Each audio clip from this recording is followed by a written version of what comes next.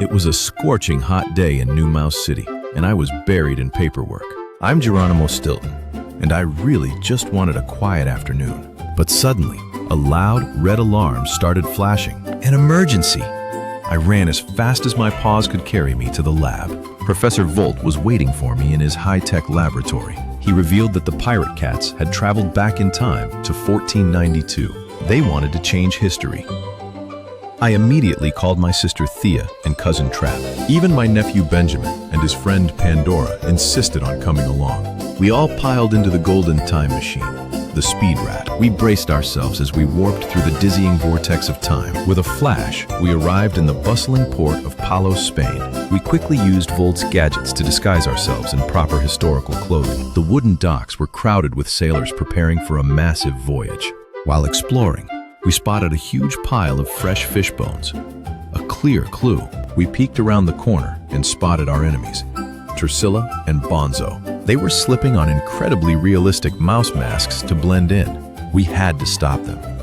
We rushed to meet Captain Christopher Columbus. Trap volunteered as the ship's cook, and I became the official scribe. Columbus happily welcomed us aboard his grand flagship, the Santa Maria.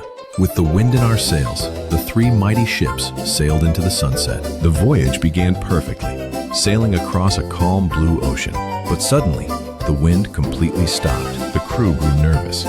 Was the sea cursed? Then, a terrible stench drifted across the deck. They panicked, convinced a sea monster was coming for us. I had to investigate.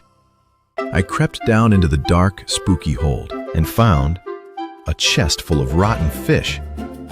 Someone was trying to scare us. Then my nephew Benjamin noticed something strange on the wooden mast. Deep, sharp claw scratches. Not made by a sea monster, and an untouched block of cheese. No mouse would leave cheese behind. Trap gasped. The pirate cats were definitely aboard. Before we could catch them, a massive storm hit.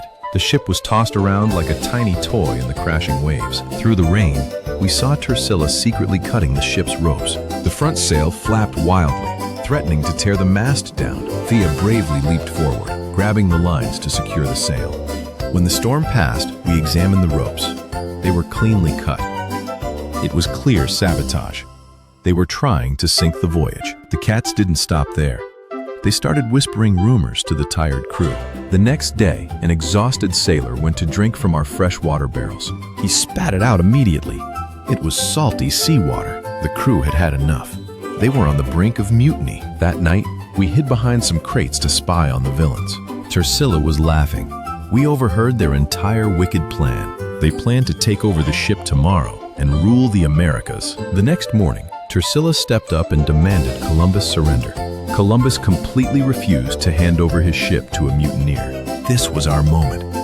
I gave the family the secret signal. We ambushed them with the one thing cats hate most: water. Splash! A massive wave of cold water hit them right in the face.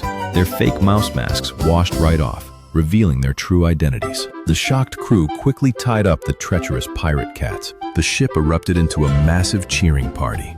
We were safe. Just then, a voice from the top mast shouted, "Land ho!" There it was, the beautiful tropical shores of San Salvador. Columbus stepped off the boat and proudly claimed the new land.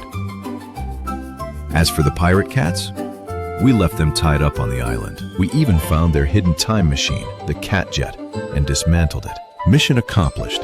It was time to head back home to New Mouse City.